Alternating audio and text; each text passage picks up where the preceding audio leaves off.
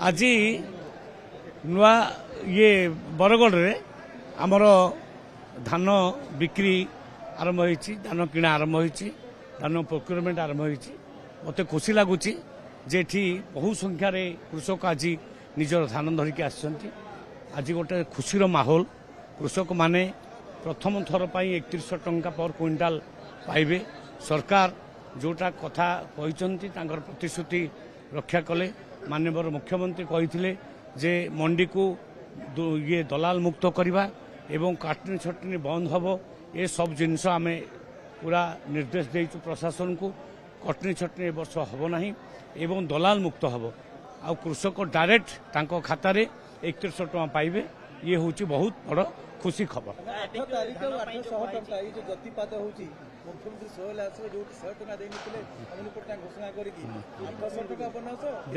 देखु आज्ञा गोटे सरकार 100 टंका दब बोली कहला 15 वर्ष भितर भी दे पारला नहीं किंतु गोटे सरकार कहला 800 टंका अधिक देवी माने 3100 टंका दब एवं ता कथा रखिला एवं यही खरीफ ऋतु आरंभ हो गला।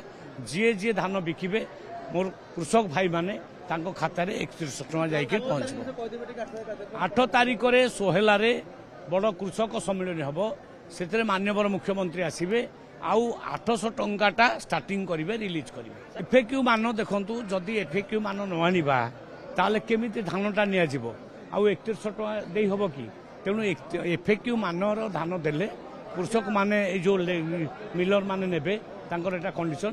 तेणु आमे सबु कृषक मानकु निवेदन करचु एफएक्यू मानर धान आनंतु। एफएक्यू मान माने सुखिला धान से काठी कुटाठू नहीं विभिन्न आउ ये जिनस अलिया जिनस किसी नथिबो ए तो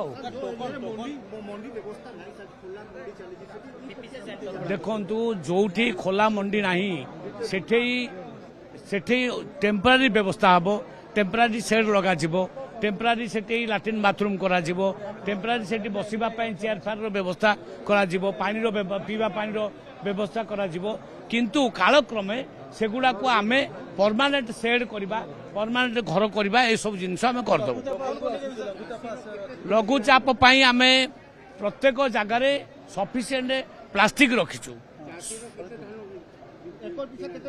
एकर पिछा इरिगेटेड जमी 19 केजी 19 क्विंटाल आउ नॉन इरिगेटेड 13 क्विंटाल बाकी धान से माने पुणी आउ बाबद चिंता करेंगे सरकार किंतु एटा सरकार निर्दिष्ट कर